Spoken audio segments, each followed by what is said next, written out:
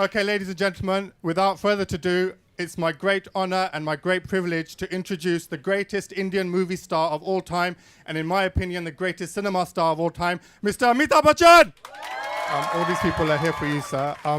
After all these years, can you get used to this much love that you get everywhere you go? Thank you so much for being here, ladies and gentlemen.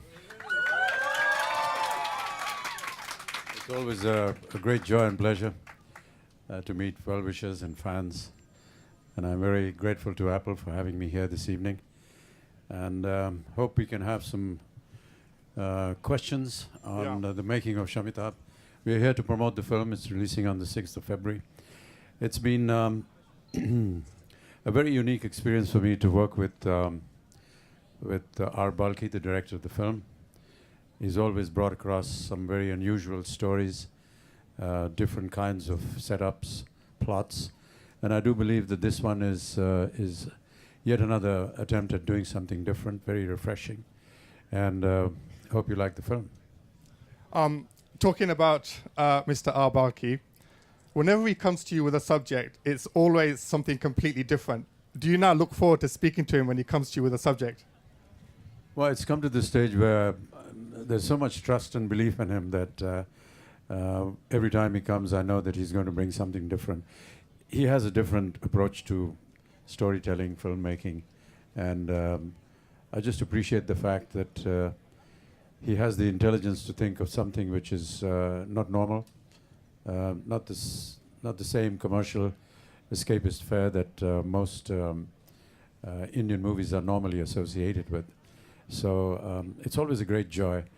And I know that he has a couple of more ideas in his mind, and I look forward to working with them. But do you get worried, like thinking, how does he come up with these ideas? Because, I mean, is he like taking something or smoking something when he comes up with these ideas? I keep asking him all the time, what you've been drinking? But no, he's actually someone that has associated with advertising. He heads the Low Lintas advertising concern in India, and he's been in the business for long. I've worked with him on many campaigns in the advertising world for promotion of brands, products, and I've always found him to have a very different approach to whatever he was working at.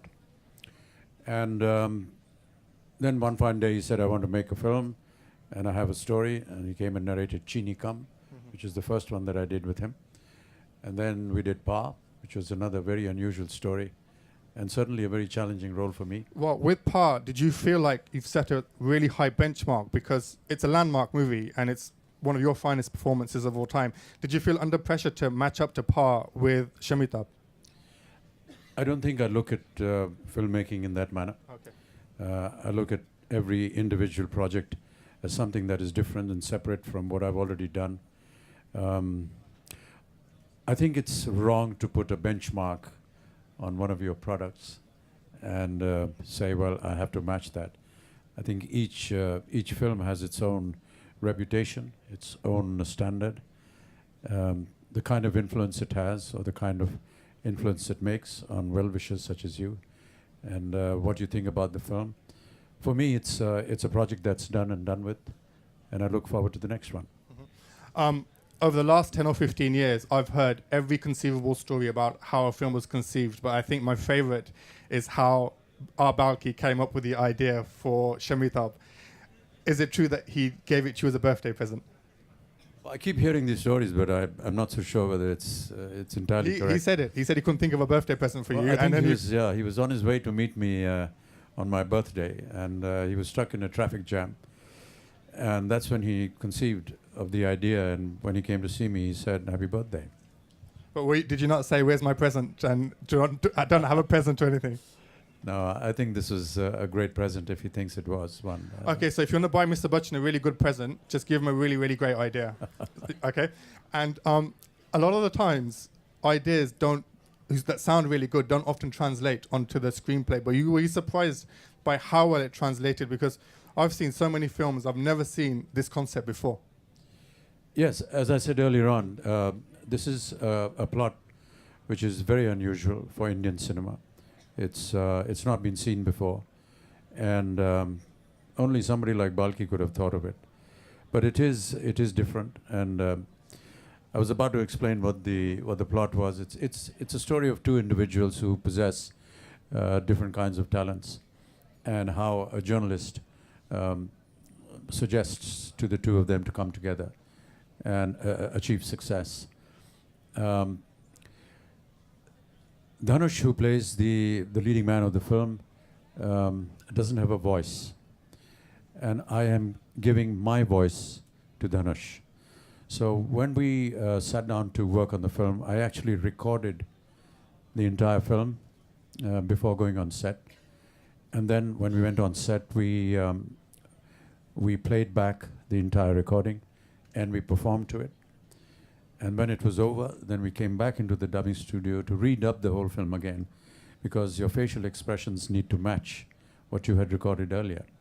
And so it was a bit tedious, but I think worth the effort. And did you have a say on who has your voice? Like, did you have a say in Dhanush, or did you recommend Dhanush? No, I think that Balki and me often sit and discuss when we have a project on hand. And I think initially Balki was wanting Shah Rukh to play the role, but it didn't work out. I can see a lady almost gasp there on the name of Shah Rukh Khan. But for some reason it didn't work out, and then we had Dhanush playing the role. I mean, for people who don't know, Dhanush is an outstanding actor, and in South Indian films, he's like one of the most popular actors there. How do you, when you're acting with people like Dhanush, like if you look at the trailer, your chemistry is instant with all these actors. Is there something that you do to make the chemistry with your co-stars so good? No, I think I just play my character, and that's about it. That's the best we can do. I think when we get in front of the camera, it's we never think about what our personal relationship is with the person. We try and do our best in maintaining the character. So irrespective of who is in front of you, it could be a family member, it could be a dear friend, but if it involves in the making of the film that I need to be upset with him, whack him or whatever, we just go ahead and do it. And can you tell us more about your character? I know you're not allowed to give too much away, but what can you tell us about your character as an individual? He's somebody that is my age, which is close to 70 years, and he's a very frustrated human being. He's almost wasted. He lives a very decrepit life, and I don't know if you saw some of the visuals in the trailer. He's very unkempt. He doesn't care too much about himself. He's a bit of an alcoholic, and that's how he lives. But he has a voice. And the journalist feels that if this voice were to be put onto Dhanush, then perhaps the combination could work very well. And that's exactly what happens. I mean, I've only seen the trailers, but one of the things that I'm getting from your character is he's very Shakespearean. Like he gives something away, and then he starts going a bit jealous and envious. And I've kind of seen a kind of parallel between some of the characters in Shakespeare. I mean, I don't know if you've seen that. This is the first time I'm hearing some kind of logic behind my character. It's nothing to do with Shakespeare at all. Yes, I think when two people combine and they have different talents, at some point in time when they achieve success, there is the question of ego that comes in, and that's what happens in the story. And when ego comes in, there are moments when a lot of differences crop up. What happens to the story after the differences, whether it is resolved or not, is what you should see in the film. Mm-hmm. Do you have a favorite moment in the movie? I mean, I know everyone's probably asking you this, and you probably can't choose a favorite moment, but is there one moment in the movie for you that really stands out? Not really. I think that I would like to believe that the entire film is very special to me. There are many sequences in the film which are challenging as an actor, and I hope that I've been able to do justice to it. Mm-hmm. And this film celebrates your voice.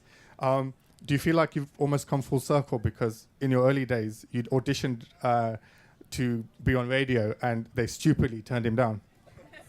And do you feel like you've gone full circle now? There's actually a movie that's celebrating the magnificence of your voice. No, I don't look at it that way. I'm sure that they must have their reasons for having not approved my voice. It was very early years. I was just out of college, was looking for a job, and someone suggested that I could perhaps audition as a commentator or a newsreader in All India Radio, and I went and auditioned, and they felt that it wasn't good enough. Mind you, there were some extremely excellent voices that were associated with All India Radio at that point of time, so probably I didn't match up to them. But I've never looked at my career or my life in that manner. I just feel that it's a job that has to be done, and why connect something that has already passed with what is happening in the present. I'll be doing a lot of research on Shamitabh, and one of the things that keeps coming out is that one of the big surprise packages in the film is going to be Akshara, who's making her debut in the film. Can you talk about her? Well, Akshara comes from a great lineage. Her father, Kamal Hassan, another legend from the south. Mother, Sarika, a great artist. And she has a very striking personality. She has a lovely face. Many of the portions in the film when she doesn't have to say anything, she says a lot. And that speaks volumes for an actor. It doesn't look as though this is her first film. And that's remarkable for any newcomer. Even from the trailer, I mean, she looks so confident in the film, but was she nervous acting opposite you and opposite No. Dhanush? But I heard she wasn't, actually. I heard she was really confident. Yeah, I don't see why someone would be nervous. I mean, once you've taken up a profession, you want to look at it as a job that you need to do well. I think nervousness is something that you leave behind, or if you do have it, you don't want to express it. Sir, I don't want to break this to you, but everybody gets nervous around you, whether it's someone who's interviewing you, whether it's a fan, whether it's a co-star. And I know you're very, very modest about this, but we do get nervous around you. None of these people are looking nervous at all. Are you nervous? A little bit.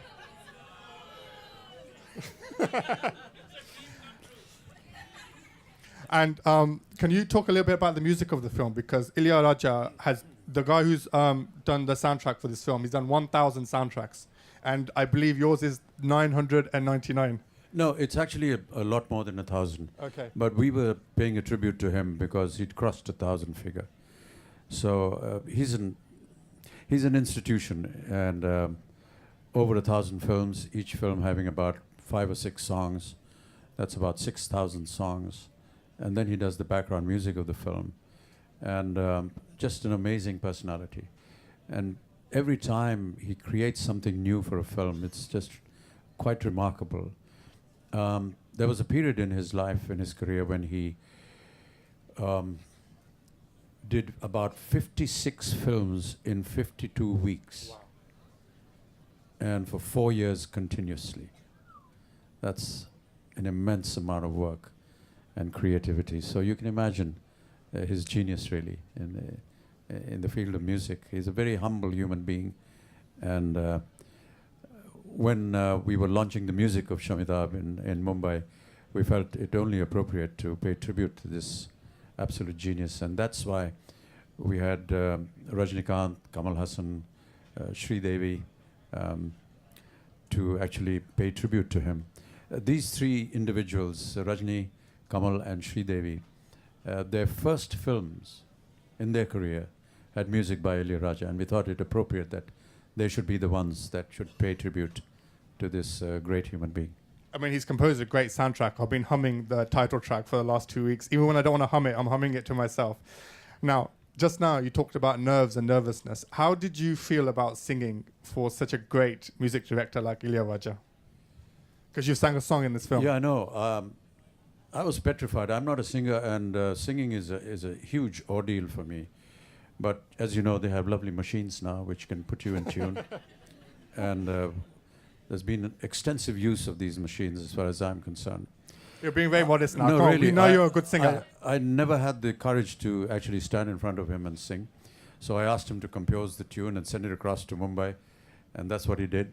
And I have my dear friend Adesh Srivastava, who's also a great music director, and we sit in his small little studio and we sing, and we spend many days on the auto tuner.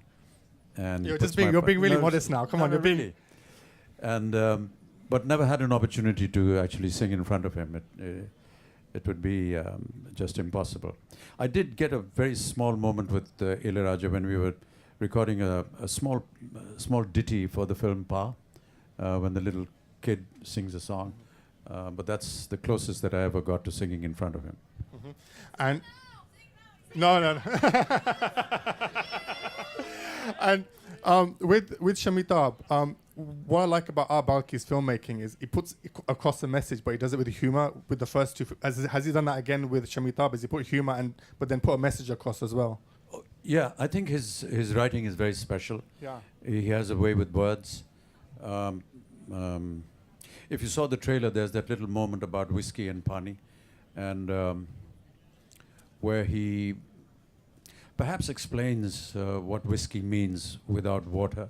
The fact that whiskey जो है वो अपने आप चढ़ सकती है, और whiskey when you mix it, you don't get any intoxication with water, but you get intoxicated with whiskey. And he compares himself to whiskey and the other fellow to water. It's not just a simile that he's creating with these two objects. It is actually describing his ego when he's describing two different personalities, where he's trying to show that whiskey, which is me, is more important than water, because whiskey needs water, but water needs whiskey to get intoxicated, but whiskey doesn't need anybody. So it's actually a wonderful way of putting objects together in reality, but yet connecting it with the storyline and the nature of the characters that are associated with the film. Before we go to questions of the audience, I got one question for you about acting. We know that one of your acting heroes is Mr. Dilip Kumar Saab. What did you learn from him as an actor? Because a lot of people have learned from you as an actor, but what did you learn from your acting hero? Is there any one lesson that you really picked up from him? Yeah. I think one of the greatest qualities in Dilip Saab is the way he listens to his co-star. And there are not many actors that can have that kind of ability to listen actually to, we know the script, we know the dialogues much beforehand. We probably rehearse them, a million times. But to be able to look at someone at the time of the take as though it's being spoken for the first time, that is a great quality. And that is one of the things that drew me towards him. I think acting is not about delivering your lines. I think it's how closely you can remain silent and observe the other person. That to me is a quality that Dilip Saab has always had, and which is why he's an idol for me and a great actor. Okay, who's got a question? Only you got a question? And it's about Shamitabh. Okay, go on, you can go first. Thank you. My name is Son Mukherjee. I've prepared it before. I'm a director in training working towards joining a London film school or degree in film directing. My three most inspirational directors are Satyajit Ray for Nayak with Uttam Kumar, Richard Attenborough's Gandhi and Chaplin, and contemporary Rasu Brothers' Captain America 2, The Winter Soldier. It is my vision and lifetime goal to direct a film on Tagore, and it's my directorial vision to see you as Tagore. My question to you is, what can we do to promote making more films on Indian historical figures in international films? Because I believe that many iconic Indian historical figures are not known or represented in the world. Thank you. Thank you for that question, because really that's something that we've been discussing for a very long time. I think that through cinema we can educate the people on some very historic figures that have come out. And as you asked this question, may I just inform you that just a couple of days ago I sang the national anthem. It was composed and written by Rabindranath Tagore. And Balki felt that because the national anthem is played in theatres in Mumbai before the start of a show, and because the film is about sound and voice, it would be nice if the national anthem could be sung in my voice. I made an attempt. And then he wanted it to be shot visually. And he decided to shoot it in Shantiniketan, which has a great association with Tagore. Time restraints and constraints made it not possible. So we actually shot it in Thakurbadi in Jorasanko, which is his ancestral home in Kolkata. And what a great experience that was. And really, it's something that I'm, coming on to 73 years in age now, but I had never seen Tagore's ancestral home. And it was an absolute emotional delight to be there within the precincts of this wonderful, wonderful old home of his. Very vast, has a lot of history. Each and every room that you visited, his properties, his bed where he breathed his last, another portion of the house where the clothing that he wore. I mean, these are just so emotional and so binding. I do agree with you that we should be doing more films and making films on historical figures just to propagate the fact that these were stalwarts of our country. Okay, next question. Okay, this lady here. Namaste. My name's Linda. I just had a question about the looks that came upon the movies that you've done in Arabaki, so in Pa and when you portrayed Oro, in Chinikam and in Shamitabh. Can you talk about how they came about, so how you discussed the look for Shamitabh? Yeah. Well, for Shinikam, Balki felt that, I should look different as well. He felt that I've never had a ponytail in my life, so he decided to give me one. Pa was, an incredible feat by a wonderful lady from Hollywood makeup department. The whole process of making me look 13-year-old was all her doing.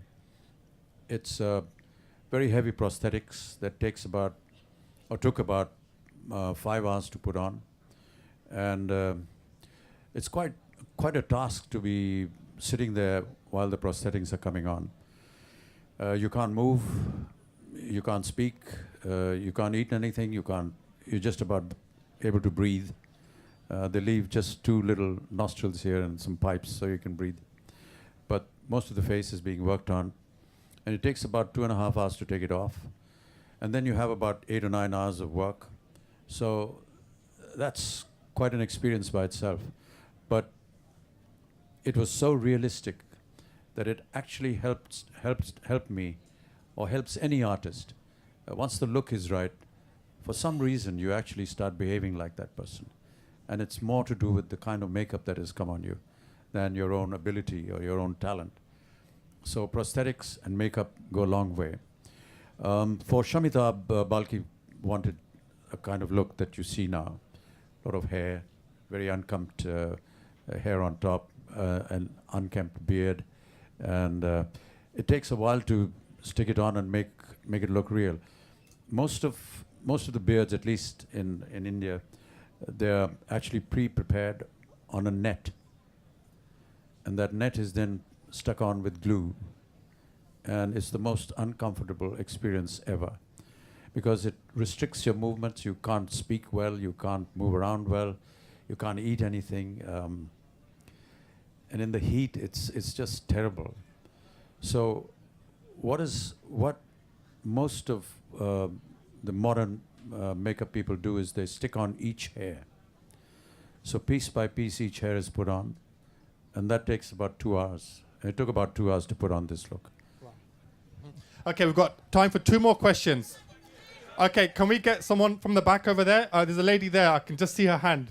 You. Yeah. Hi, sir. It's a pleasure speaking to you. I'm a fashion design student, and I think you're the best styled celebrity in the world. I love how you mix match your socks. Always amazing socks. And I would like to ask you a question. You have done such versatile roles. What's so different about this movie, and why should we watch it? Thank you so much for all these lovely compliments about my socks. I bet you didn't think that was going to happen today, did you? And why are you looking at my socks all the time? Okay. Well, as I said, it's really a unique concept where someone's voice is given to somebody else. But to be able to perform it is rather tough. And as I was saying a little while ago, we actually recorded the entire film, and then we performed to the recording. So we actually lip sync what we have recorded previously. And because facial expressions with different people when they are lip syncing is different when they're performing, we have to redub the whole thing again to match the facial expressions. It's like what we do when we sing songs in our movies. We lip sync the songs. The song is sung by greats like Lata Mangeshkar, Kishore Kumar, Mohammed Rafi, and we lip sync. When Lata ji or Kishore Kumar sing songs, they sing as singers. We perform according to our character what they have already sung. So our facial expressions and our movements are different to when they were singing. So that's the kind of equation we had with this film. We had to perform differently to an already recorded piece.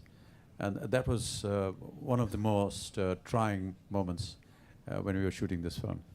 Okay, we've got time for one more question, and I don't know who to pick. I mean, this is getting really... shall we... Do you want to pick the last question? Huh? Okay. Shall we pick... huh? Okay, this gentleman here. So you're quite an active embracer of Twitter and Facebook, and you've got such a busy lifestyle. How do you manage to keep up to date? Yeah, just before going to bed, just an hour or so, write my blog, catch up with Twitter, Facebook. It's a wonderful medium. And for most of my career in films, I never had the opportunity to meet my well-wishers or know who they were, what their thoughts were, what they thought about me, or what they did not think about me. Never knew the criticisms that they may have had, the ideas or the suggestions that they may have wanted to make. And thank you for this wonderful medium where I am able to interact with them, listen to their voice. And now, as many in my blog would know, we have a face, and we have groups, and we have a very composite family, and I keep meeting them. They come over to India. When I'm in London, I meet some of the London EF, my extended family, as I call them. And it's just a fantastic moment. The kind of comments, the kind of responses that I get are just so worthy of this association. There's a lot of abuse, there's a lot of criticism, but I think that if you're on a medium, you should be prepared for that. I don't object to it. I think it's, I need to know if I'm doing something wrong, and I need to know if it can be corrected. And therefore, I don't, block them or cut it off or anything like that. Okay, ladies and gentlemen, can we have one loud cheer for the biggest legend of Indian cinema, my hero, your hero, everybody's hero, Mr. Amitabh?